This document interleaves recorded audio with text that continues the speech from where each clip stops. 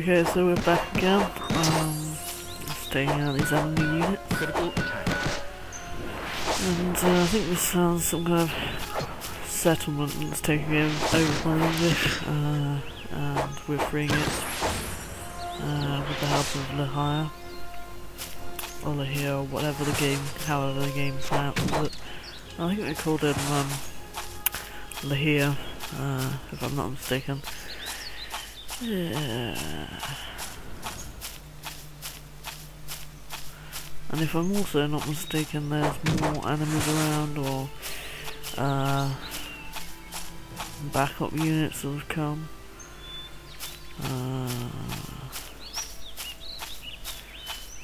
Yeah, you can see them on the map there. And they've arrived.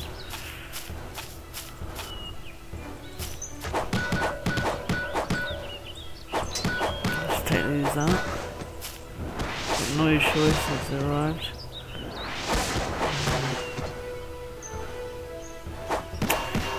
Sometimes when they arrive and you just can't get away from them. It can be annoying at times. I suppose that's the part of the game, is to defeat them. At least the majority of them. And to not run away like a chicken.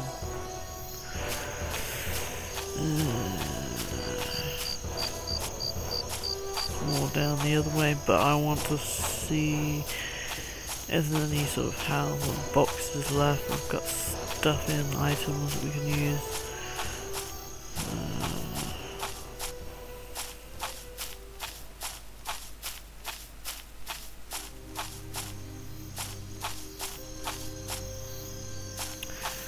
Doesn't look like it. So I'm back on my horse and make Lahire go back on his horse because he is slow as hell without it. Because he has short legs. And we'll save here. Because this is like... So okay. Yeah. Now let's get back to the game. And we'll be taking out, we're going towards taking over the enemy encampment, but first we're going to take out the scatterings of units about the encampment so that they don't impede on us taking over the enemy encampment, because they will, and because there's lots of enemies in the encampment anyway, it's going to be pretty difficult for us anyway to take over the encampment, so we don't want to deal with too many enemies in the encampment. You know, we just don't want to rush past them and then have them chasing us right into the encampment, and then we've got like, I don't know, 50 blokes chasing us and going to the encampment or something, as well as the enemies in the encampment, which I think are mostly tin cans. So heavy military units, heavy military infantry inside the encampment, and then, like I've said before, these archers are deadly, not on their own, but because if there's infantrymen, then they're at the back and you're fighting the infantrymen, they'll always try to get at you. So it's best to take them out anyway, because if they get into encampment and then you've got tin cans all around and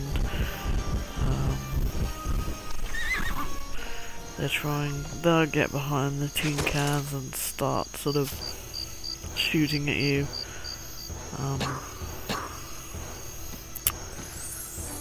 Because obviously you're their enemy and they want to take you out, but it's a very very successful strategy that works, and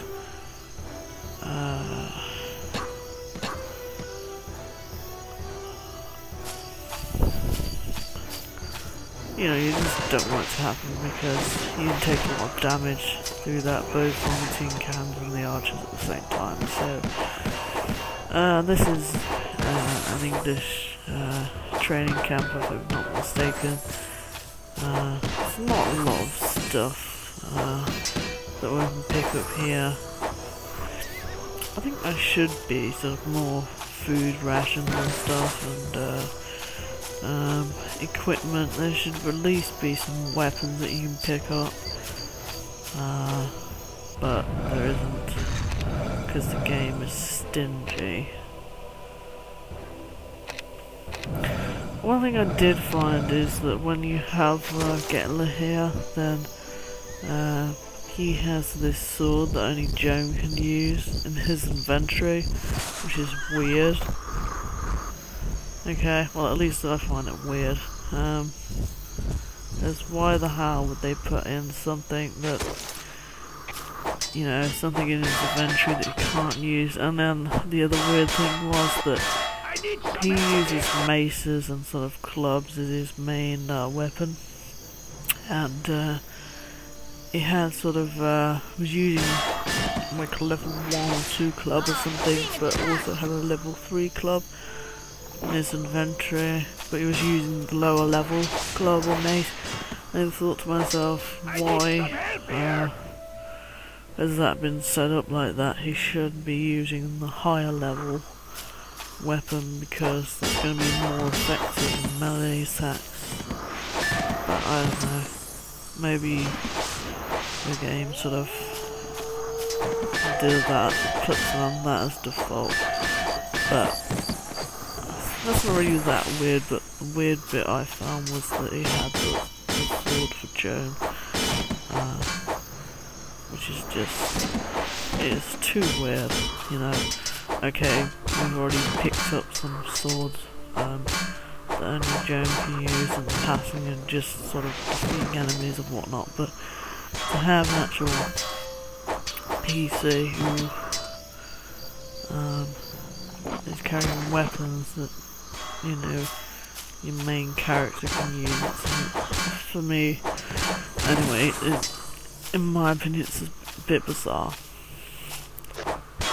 I like how they move to the side like idiots. Sides are pretty, you know, you can get people on their flanks, you know. I suppose in even armour, the chainmail and even whatever, there's still, the flanks are still quite fleshy, and they're the areas probably people who used to attack when they used to sort of do this kind of fighting. Of course now it's like tanks and guns and whatnot now, when people go into war, but it used to be all this sort of swords and armour and stuff, the old ways. And of course people couldn't really,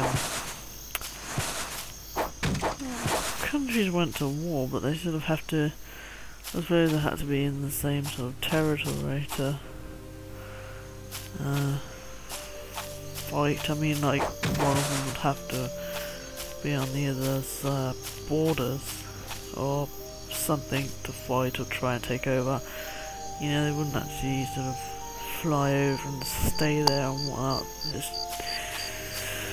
It's all so different back then. You know, probably. Yeah, the horses in this game are, they have different, what's that word,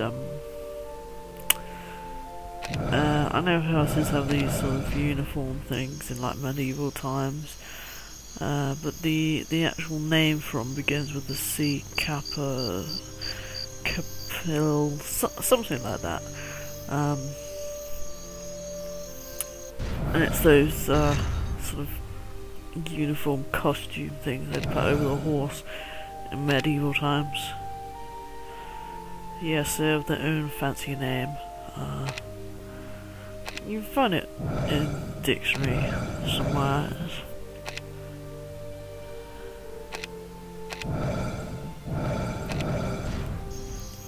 Have their own crests and whatnot and stuff.